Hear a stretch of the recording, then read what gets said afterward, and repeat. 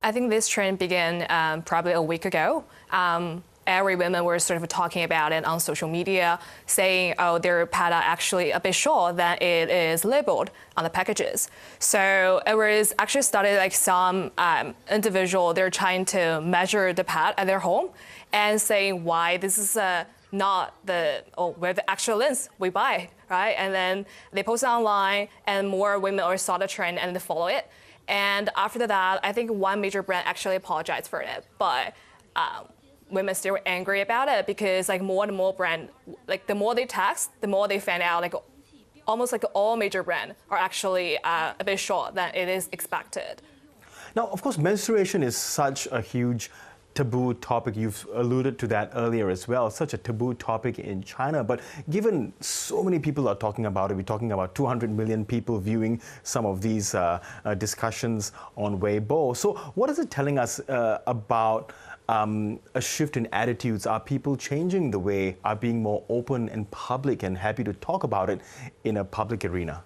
Yeah, I think it's quite surprising for me to seeing there's such a trend, and it's even on the internet for like over a week, almost 2 weeks. I think it's quite surprising because like back then, it's a bit still a taboo thing to talk about it.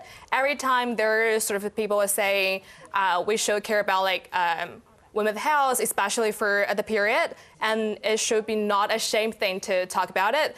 Ever since there is such a topic, it's been for internet maybe for 1 or 2, it's somewhere just like being taken down from the internet. Like people say, why you guys are talking about that? That's not a thing you should be discussed in the public, because social media is still like a public space. And I want to show some pictures of some artwork that's being done. This is some artwork that's being shown on Chinese social media that's being done on these sanitary pads, and there's quite some impressive artworks if we can see that.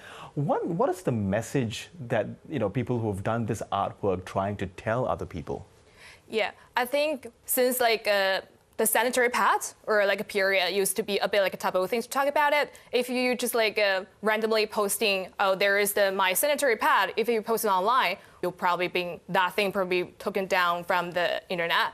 But since the people are trying to doing more artwork on the sanitary pad, because it's more like an art piece instead of like, oh, that's sanitary pad, is easier for them to keep it on the internet for longer and attracting more attention from the audiences, saying that's a very important thing to care about, and saying that period is not a shame thing to talk about it. Yeah, such a creative way to get that message out. So are people in China now sort of moving away from Chinese brands of sanitary products and instead favoring overseas imports?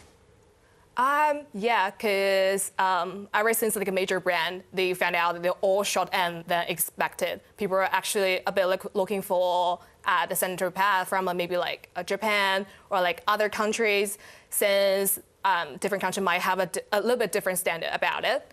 And especially ever since that things happened, a lot of brands came to apologize for it. But women also found out the standards who are drafting the standards are also those big brands. So I think they are losing the trust of the public. Okay, such a fascinating issue. Jojo, thank you so much for talking to us about it. Thank you.